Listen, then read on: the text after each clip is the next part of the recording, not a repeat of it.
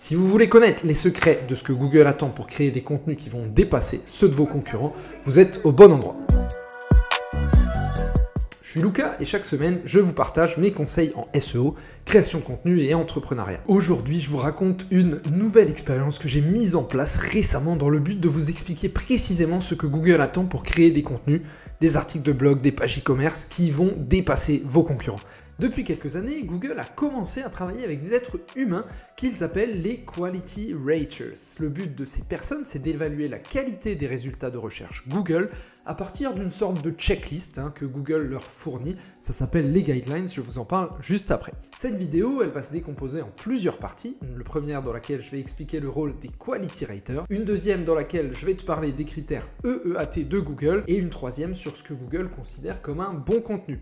Enfin, je ferai une quatrième partie avec des exemples de contenus fournis par Google, considèrent comme des contenus de haute qualité, en e-commerce, des pages e-commerce et en blogging. Allez, let's go, on démarre tout de suite. Le secret de Google, les Search Quality Raters. Alors peu de gens le savent, on en parle assez peu, en tout cas dans la francophonie, ils en parlent beaucoup plus chez les anglophones. En fait, à côté de l'évaluation des contenus par ces algorithmes, Google fait aussi travailler de vrais humains pour vérifier la qualité de ces résultats de recherche. Ces humains, Google les appelle les Search Quality Raters. Parfois, je vais dire Quality Raters dans la vidéo. Et ce sont des évaluateurs indépendants qui sont situés à divers endroits dans le monde. Et leur tâche principale, c'est d'effectuer des recherches basées sur des échantillons et d'évaluer la qualité des résultats de recherche selon des directives strictes. Ces directives, justement, elles sont appelées les Search Quality Evaluator Guidelines et elles établissent simplement les critères que les évaluateurs doivent utiliser pour juger de la pertinence, de la fiabilité et de la qualité des résultats de recherche. C'est justement de ces Search Quality Guidelines dont je vais vous parler puisqu'elles expliquent précisément ce que Google attend pour considérer un contenu comme un bon contenu. Au total, il y a à peu près 16 000 Quality Raters selon ce que Google indique. Et voilà, ils ont des guidelines et à partir de là, ils regardent des contenus, ils vont sur votre site et ils analysent la qualité du contenu, la qualité de votre site, la réputation du créateur du site. Et tout est écrit mot sur mot, noir sur blanc, dans les 170 pages des Search Quality Evaluator Guidelines que l'on trouve chez Google. Et ces guidelines, elles expliquent en détail ce que Google attend pour considérer un contenu, une page e-commerce, un article blog comme un bon contenu. Alors certes, il y aura toujours moyen de flouter un peu l'algorithme, mais en tout cas, on trouve dans ces guidelines en détail tout ce qu'il faut pour créer un bon contenu. Avant de vous parler un petit peu de ce qu'il y a dans ces guidelines, j'ai fait une petite checklist d'un bon contenu à télécharger. J'ai combiné un petit peu une checklist complète à partir de toutes les informations que Google attend pour créer un bon contenu. Tu peux la télécharger directement dans la description. On part maintenant en explication sur les différentes choses dont Google parle dans ses contenus. La première chose, c'est le EEAT, IT, Experience, Expertise, Authority, Trustworthiness, qui est extrêmement importante dans les guidelines qu'on retrouve énormément. Et ensuite, je te fais une autre partie sur tous les détails que Google donne pour créer un bon contenu. Et pour finir, je vais faire un petit peu en partage d'écran, une partie où je vais te partager les contenus que Google considère comme bons. Il y a différents exemples dans les Search Quality Guidelines et on va un petit peu détailler comment copier ça. Deuxième partie, le EEAT et son importance pour Google. Alors le terme EEAT, IT, il est mentionné dès les premières pages des Search Quality Guidelines.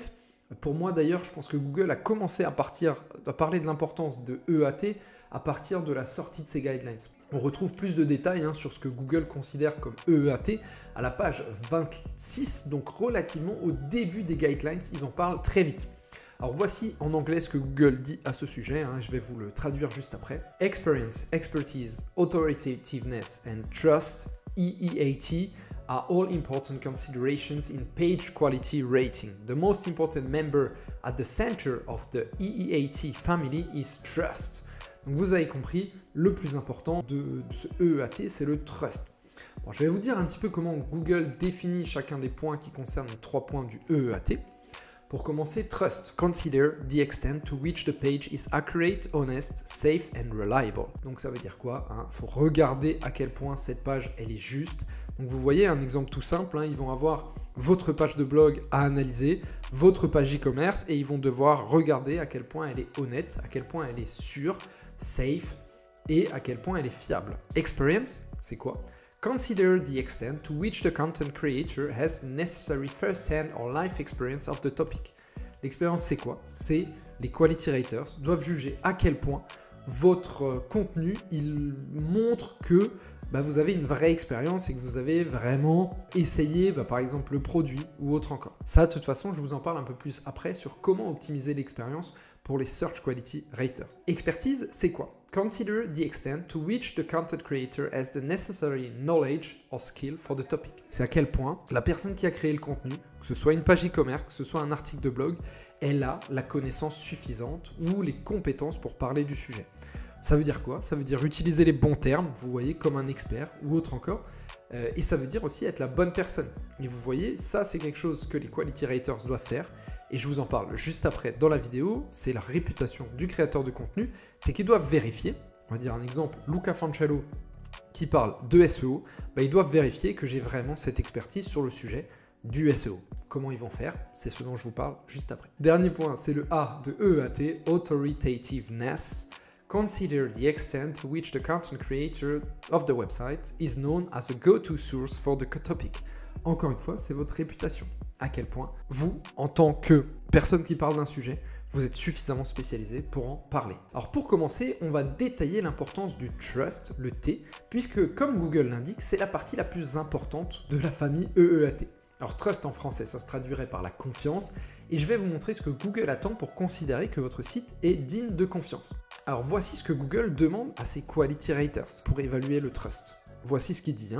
Une page qui est digne d'un haut niveau de confiance, c'est une page qui est juste, c'est accurate, qui veut dire précis ou exact, qui est honnête, qui est safe, donc sécurisé, c'est-à-dire que ce n'est pas par exemple un sujet à risque, ou si c'est un sujet à risque, que la personne est capable de répondre à ce risque vraiment. Alors un sujet à risque, c'est la santé, c'est l'investissement, ce genre de choses. Et c'est une page qui est reliable, donc fiable. Alors Google va plus loin avec différents exemples.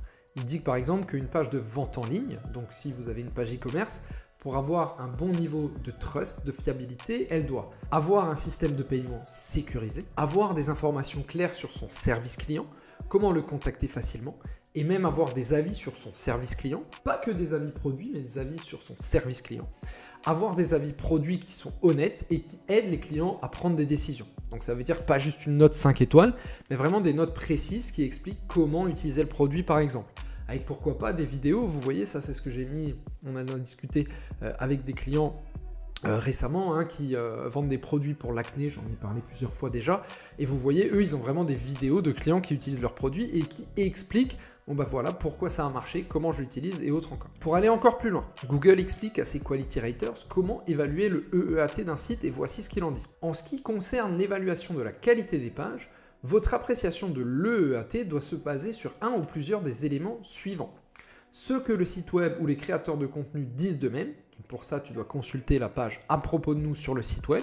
Spécifiquement, c'est écrit noir sur blanc, c'est ce qu'ils doivent faire. Donc si vous n'avez pas de page à propos de nous, à propos de moi, ça va être difficile d'avoir une bonne note sur le Page Quality Rating, puisqu'ils doivent évaluer de low à high, de bas à haut, et donner une note. Ce que les autres personnes disent du site web, ce qui est visible sur la page, y compris le contenu principal et les sections, telles que les avis et les commentaires.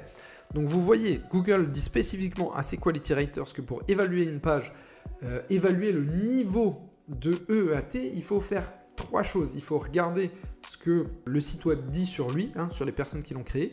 Ensuite, il faut regarder ce que les autres personnes disent sur le site web. Et ensuite, il faut regarder le contenu et sa qualité. Et c'est ici qu'on retrouve quelque chose qui est très important pour Google et qui revient aussi dès la page 18 des Search Quality Guidelines. C'est la réputation d'un site et la réputation du créateur de contenu. C'est quelque chose qui est très important aux yeux de Google, la réputation du créateur de contenu et du site web pour évaluer la qualité de son contenu. Le terme réputation, il est d'ailleurs mentionné plus de 199 fois dans les Quality Guidelines, ce qui en donne quasiment un des mots les plus mentionnés à l'intérieur de ces guidelines. Alors je vais détailler dans la partie suivante un petit peu ce que c'est, mais avant ça, je vais vous montrer typiquement comment prouver à Google que vous n'avez aucune EEAT. Vous saurez donc précisément ce qu'il faut éviter pour être cohérent. Alors voici quelques exemples que Google donne et qui prouvent précisément que votre page, elle manque de EEAT. Première chose, c'est que le créateur de contenu manque d'expérience adéquate. Par exemple, vous faites une critique de restaurant d'une personne qui n'a jamais mangé là-dedans. Et c'est assez logique en soi, et ça concerne beaucoup les avis produits en affiliation. Si vous faites de l'affiliation, achetez les produits et testez-les. Si vous avez été dans un restaurant, vous pourriez mettre une photo du restaurant, vous voyez, avec vous dedans. Si vous goûtez une bière, vous pouvez mettre une photo de vous en train de goûter la bière. Voilà, ça c'est un petit peu des choses que vous pouvez faire. Deuxième chose qui prouve que vous n'avez pas de EEAT, c'est le créateur de contenu manque d'expertise adéquate. Par exemple, un article sur comment faire du parachutisme est écrit par quelqu'un sans expertise sur le domaine. Alors là, pour prouver ton expertise, il y a deux moyens. Un premier, c'est d'utiliser les bons termes. Pour ça, je te recommande d'utiliser un outil comme TOT-SEO ou DurTextGuru, qui sont des outils d'optimisation sémantique et qui vont te permettre de parler comme un expert. Troisième chose qui doit prouver que tu n'as pas un bon score EEAT, c'est que le créateur du contenu n'est pas une source autoritaire ou fiable pour le sujet de la page. Alors par exemple, des formulaires fiscaux téléchargeables fournis sur un site de cuisine. C'est l'exemple que donne Google. Alors c'est logique, mais on le voit souvent, tu es un site de cuisine, tu ne vas pas parler de casino. Voilà, c'est logique, quoi. Autre chose que donne Google, qui vous dit tout de suite que c'est un mauvais score en EEAT, c'est que la page ou le site web n'est pas fiable pour son objectif. Par exemple, une page d'achat avec des informations minimales sur le service client. Ça, c'est ultra important. La fiabilité d'une page, c'est aussi le fait d'avoir des informations de paiement, des informations de service client pour que les gens puissent acheter en toute sécurité. On va maintenant passer à la deuxième partie de cette vidéo, c'est l'importance du créateur de la page et de sa réputation pour Google. L'importance du créateur de la page et du site et la réputation du créateur de contenu, c'est quelque chose qui, je trouve, a vraiment son importance. Alors, dès la 20e page des guidelines, Google mentionne l'importance de la réputation d'un site web et de la réputation du créateur de contenu. Rien que le terme réputation, il est mentionné 199 fois dans les guidelines. C'est plus que le terme effort dont je vais vous parler juste après, qui est peut-être le troisième mot le plus répété. Alors voici ce que dit Google sur l'importance du créateur de contenu et du site et de sa réputation. Je cite, « Chaque page appartient à un site web et il devrait être clair. Qui, quelle personne, entreprise, société, organisation est responsable du site web? Qui à créer le contenu de la page que vous évaluez. Notez que pour les pages sur des sites web tels que les forums et les plateformes de médias sociaux, les personnes peuvent publier du contenu en utilisant un pseudonyme ou un nom d'utilisateur afin d'éviter de partager des informations personnellement identifiables en ligne. Dans ces cas, le pseudonyme ou le nom d'utilisateur est une manière acceptable d'identifier le créateur de contenu. Donc là, normalement, tu as très clairement compris. Chaque page et chaque site doit indiquer précisément qui a créé le site web et qui crée chacun des contenus du site. Mais ça ne suffit pas. Google, il indique également à ses quality raters qu'ils doivent à maximum se baser sur des sources indépendantes. Ça veut très clairement dire qu'il te faut des avis indépendants ou d'autres sources sur ton site qui expliquent un petit peu qui tu es.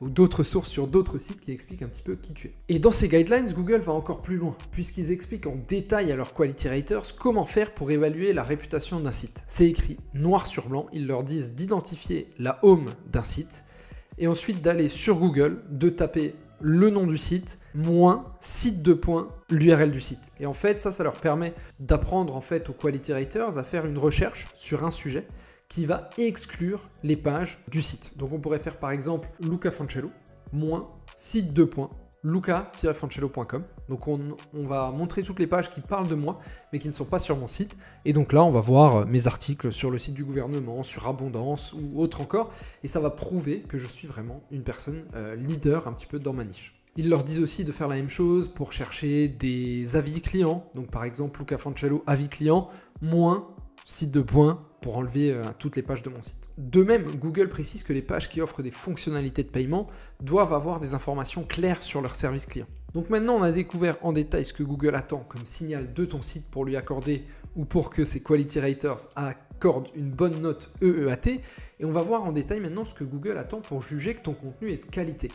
Parce qu'en effet, tout au long de ces guidelines, Google explique ce qu'est un bon contenu et c'est littéralement écrit noir sur blanc. Et c'est ce que je vais te livrer dans cette vidéo. Partie 3, c'est quoi un bon contenu pour Google? Donc tout au long des guidelines, Google parle de ce qu'il appelle le main content, MC, contenu principal, pour raconter un petit peu aux évaluateurs ce qu'ils doivent juger. Alors on trouve très simplement ce que Google veut dès les premiers mots des guidelines, et je vais vous le citer ici, premièrement en anglais et puis je traduirai. The goal of page quality rating is to evaluate how well the page achieves its purpose. Alors pour le traduire simplement, le rôle des évaluateurs, c'est de juger à quel point une page web accomplit son objectif. Alors bien sûr, Google précise qu'il existe des dizaines d'objectifs pour une page, ça peut être divertir, Ça peut être apporter des informations à propos d'un sujet, partager une expérience personnelle, il y a plein d'objectifs possibles. Et un peu plus loin, dans les guidelines, Google précise, le critère principal pour évaluer la qualité du contenu principal, c'est de voir dans quelle mesure ce contenu permet à la page d'atteindre son but et offre une expérience utilisateur agréable. Pour la majorité des pages, on juge la qualité du contenu par l'effort, l'originalité et les compétences ou le talent investi dans la création de contenu. On va s'arrêter ici pour interpréter un petit peu plus précisément ces phrases. Un bon contenu pour Google, c'est donc un contenu qui remplit les objectifs, qui prouve que le créateur a investi du temps et de l'effort, qui apporte une expérience agréable et une certaine originalité. Je vous donnerai des exemples ensuite dans la vidéo qui sont cités directement par Google, mais je vais commencer par vous résumer tout ce que Google attend d'un contenu de grande qualité.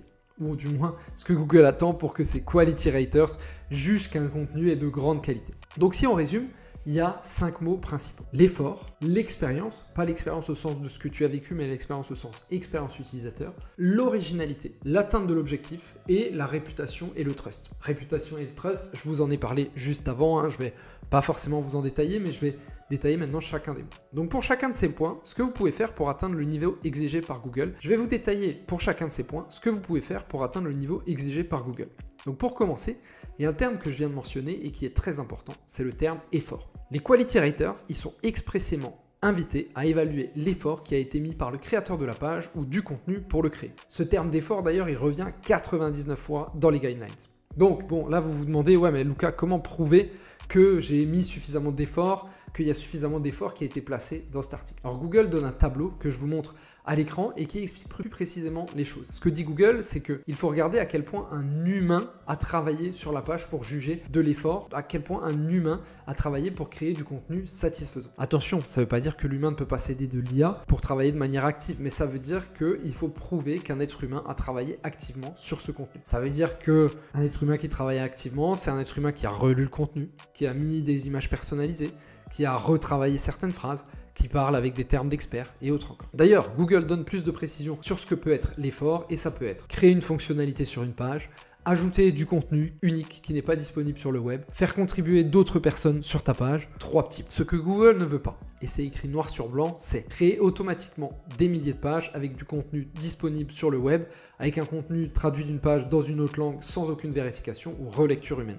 Donc voici quelques moyens de créer du contenu qui prouvent que tu as mis de l'effort dedans. Premièrement, créer un contenu complet qui aborde des sujets que tes concurrents n'ont pas abordés. Deuxièmement, créer une partie du contenu où tu partages ton expérience. Pourquoi pas avec des photos. Encore une fois, tu fais un article sur comment faire un saut en parachute, montre ton saut en parachute éventuellement. Explique un petit peu les peurs que tu as vécues quand tu devais monter en avion. Troisième point, vérifier 100% des informations que tu partages. Quatrième point, ajouter du contenu original, comme des images uniques, des schémas, des vidéos, pour expliquer certaines parties. Encore une autre idée, c'est d'ajouter des fonctionnalités sur tes pages, comme un questionnaire, un quiz ou autre encore. Dans tous les cas, à la fin de la vidéo, je vous montre des exemples de contenus de haute qualité qui sont donnés par Google dans les guidelines. Ensuite, Google parle d'un deuxième terme, c'est l'expérience. Et ici, on parle de l'expérience utilisateur et de l'expérience de lecture. Google dit 2 choses dans ces guidelines.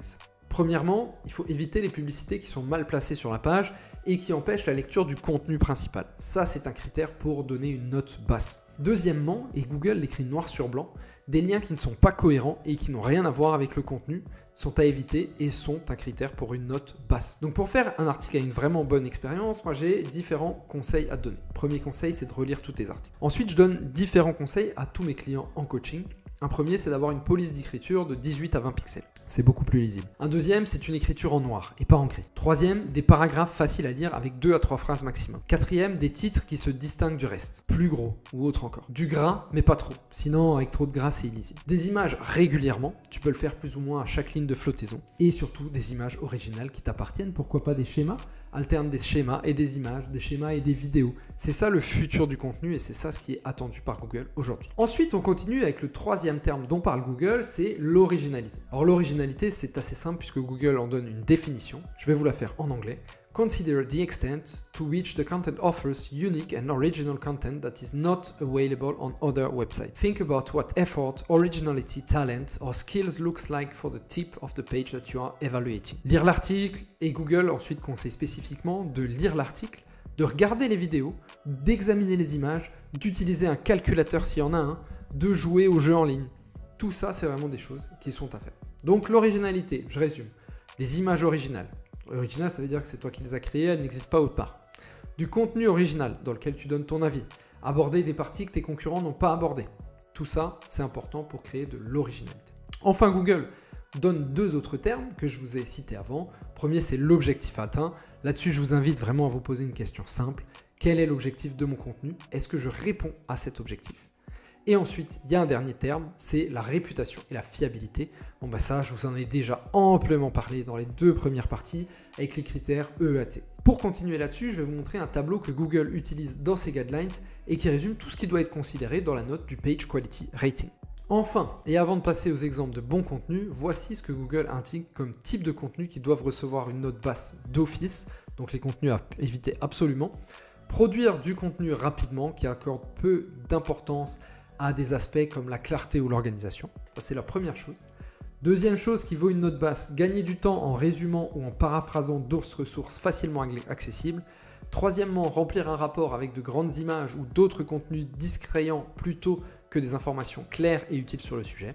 Troisièmement, utiliser des images provenant d'autres sources, magazines, sites web d'images de stock, pour éviter d'avoir à créer des images ou des diagrammes. Quatrième chose, utiliser des faits connus par tous qui nécessitent peu de recherche.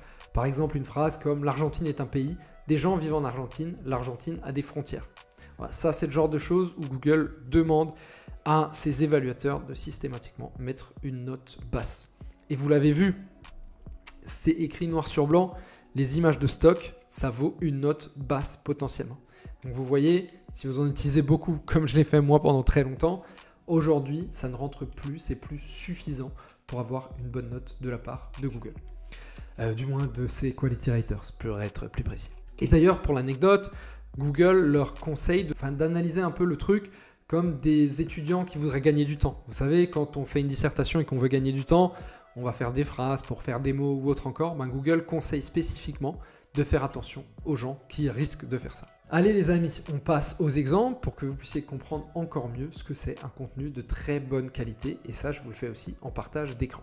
Maintenant on va se demander ce que Google considère comme un contenu de grande qualité. Alors je suis sur les guidelines, je vous mettrai le lien de toute façon pour le télécharger, et je suis dans la partie 7.4, page 65, exemple of high quality pages d'une agence du gouvernement. Voilà, pour montrer que c'est une page de haute qualité, d'un small business, ou autre encore. Moi je vais me concentrer sur deux choses. Un blog post de haute qualité, qu'est-ce que c'est? Et shopping, vous voyez. Donc en gros, ici je peux ouvrir le lien, alors je vous l'ai déjà ouvert, ça c'est la page shopping, et ça c'est la page blog post. Et puis ici il y a pourquoi ça l'est, justification. Et puis là, ça vous met le rating, vous voyez. Donc, en fait, ils doivent vraiment mettre un rating comme ça, un equality rater, de lowest à highest en général. On commence par le blog post qui est ici. C'est un article parental sur les strollers. Alors, vous voyez à quoi ça ressemble. C'est pas non plus incroyable. Il y a des infos. C'est un article de 2011, donc aujourd'hui, on est quand même sur des articles qui sont plus jolis et autres. Mais voilà.